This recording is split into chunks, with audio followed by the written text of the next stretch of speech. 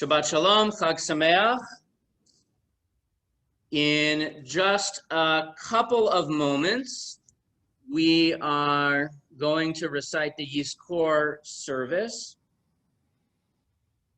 And I posed a question before the Torah reading, and I'll actually open it up if anyone thinks they have an answer. Where our Torah reading today mentioned Shmini Atzeret, the day that we are mentioning, that we are observing today, and rabbis and family members of rabbis are not eligible to answer in the first round. Sorry, Mom. But if anyone wants to raise their hand or just shout out an answer of where they saw Shmini Atzeret mentioned in the first Torah scroll reading we read today from Deuteronomy, let me know. Shout it out. Going once, going twice. All right, Mom, you got one?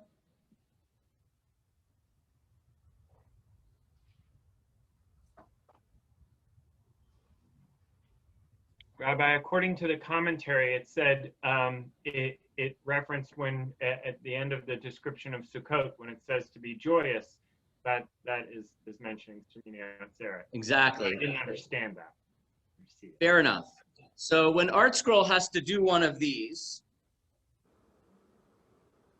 there you go. So thank you. So in fact, there is no place in our portion today that explicitly mentions the holiday of Shmini Atzeret. So now Shmini Atzeret is not one of those holidays that Hallmark made up to sell more cards, right? Or that, I know, like, I couldn't even find Halloween stuff in the stores already because the Christmas stuff is already out. This is not like, the Shmini, it's not so that the Shmini Atzeret goods will fly off the shelves.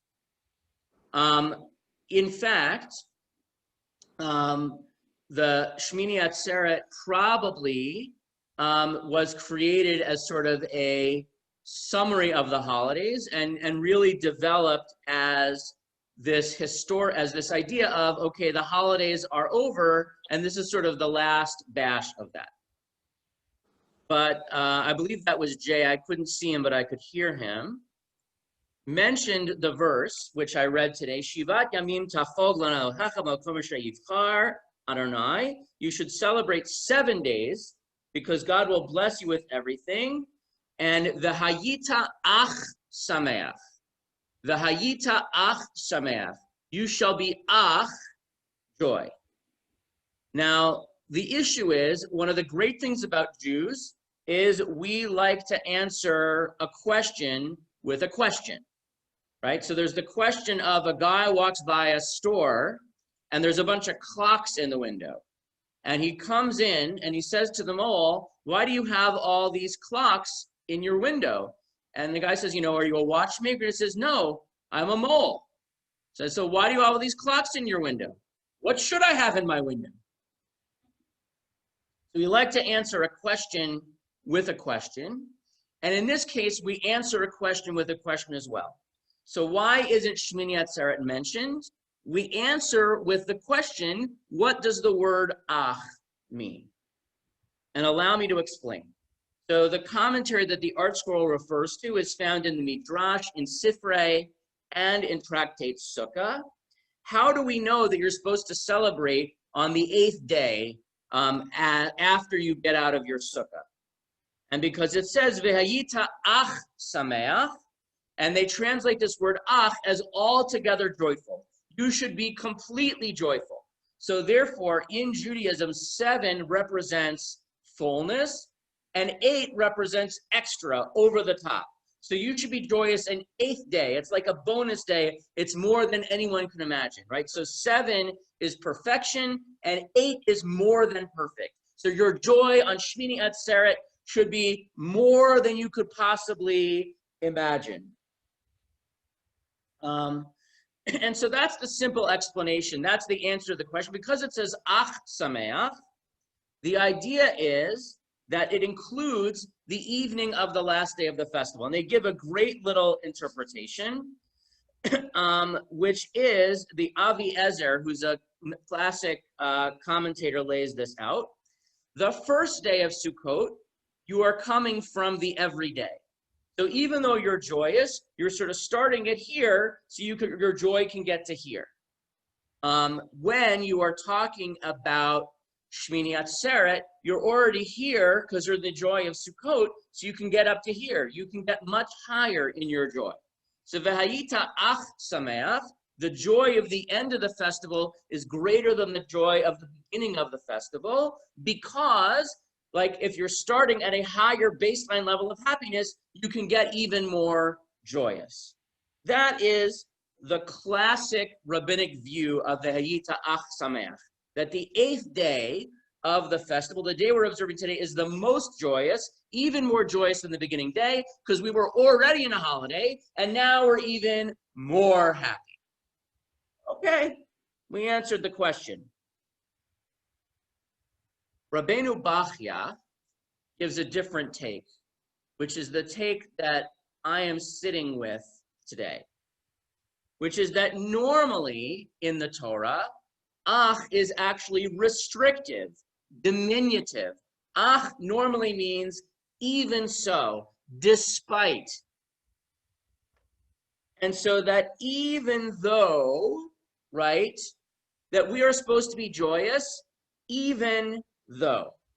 So even though the holiday season is ending, we should still be joyous. Even though we had to come in out of our sukkah because it was raining, we should still be joyous. Even though we are getting back to just the humdrum of every day, we should still be joyous.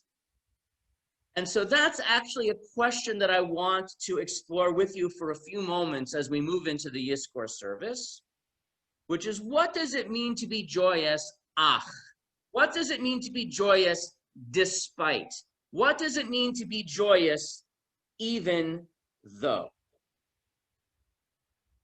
If you think about it, it's easy to be happy when everything is going well. It is easy to be happy when there is smooth sailing. It is hard to be joyous when life is complicated. It is hard to be joyous, just like the rabbi said, if you're coming out of the everyday, you can only get so happy. If you're already happy, then you can get happier. So as we're thinking about Shmini Atzeret and we're thinking about Yizkor, one view is, well, I block out everything else. V'hayita ach sameach. I have to put all of my sadnesses aside so I can focus and be only joyous on this holiday. The other way of thinking about it is that I have to be joyous, ach sameach, that I can be joyous despite. Because here's the thing, there is always something, right? So I was talking to a friend who said, you know, we're coming into the 4th quarter of 2020. And so in the 4th quarter, you better hope we're playing the Falcons, given how 2020 is going so far.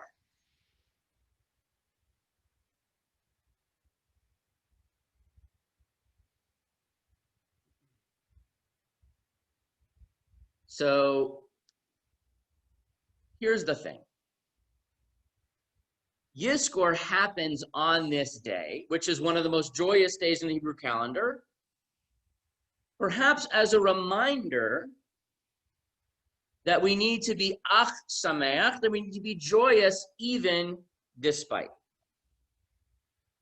So a few times over the past couple of months, I have thought about speaking about my friend Dina Pargman, who passed away, our friend Dina Pargman, who passed away just a few weeks before the new year.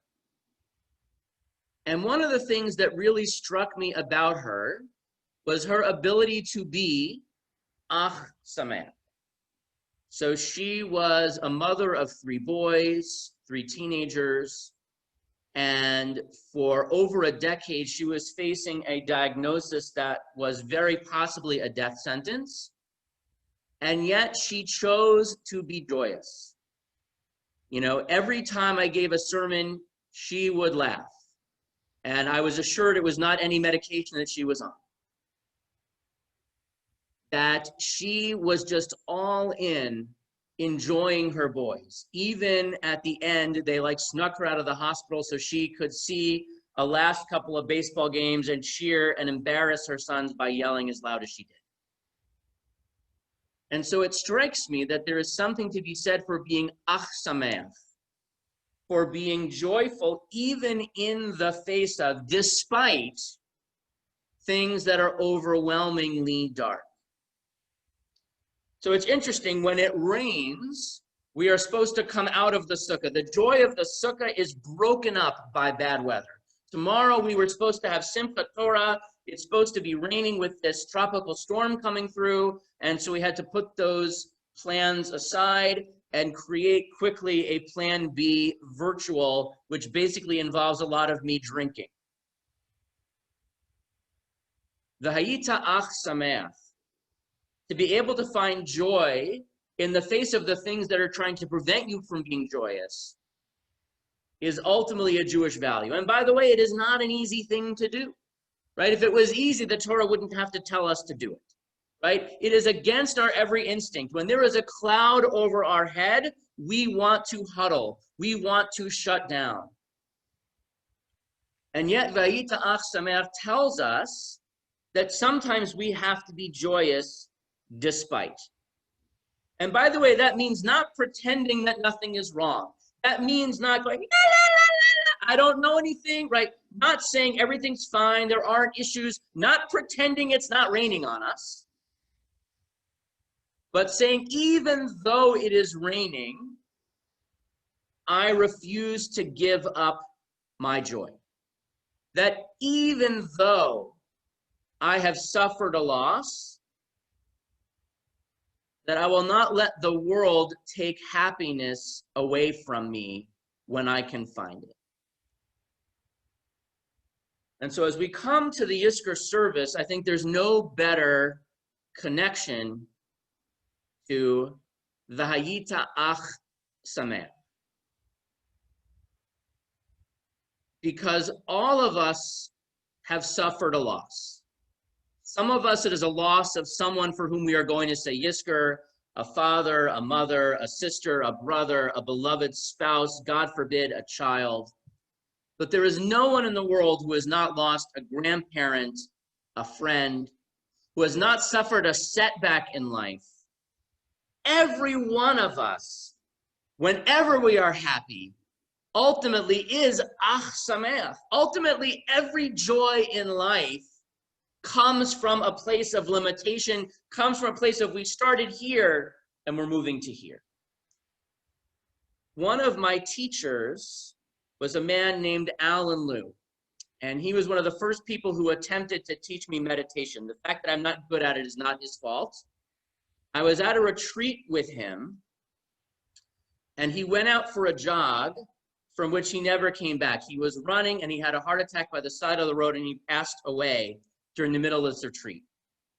But before he passed away, he wrote a book called This Is Real and You Are Completely Unprepared. And it was a guide to the high holidays.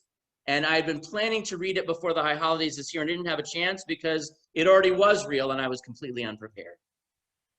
But one of the things that he says about joy is that joy is not the state of being ultimately happy.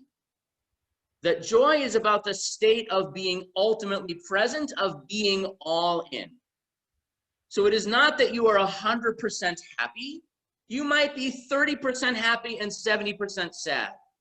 But you are totally present and you are feeling every bit of that happiness that exists. V'tayita ach sameach, it is not that you are completely joyous, right? That's what the rabbi said, right? Put aside, pack up all your troubles in your old kit bag and smile. I don't know who does that, right? Even with medication, you can't do that. V'tayita ach sameach, can you say, I have suffered loss. I have suffered grievous loss.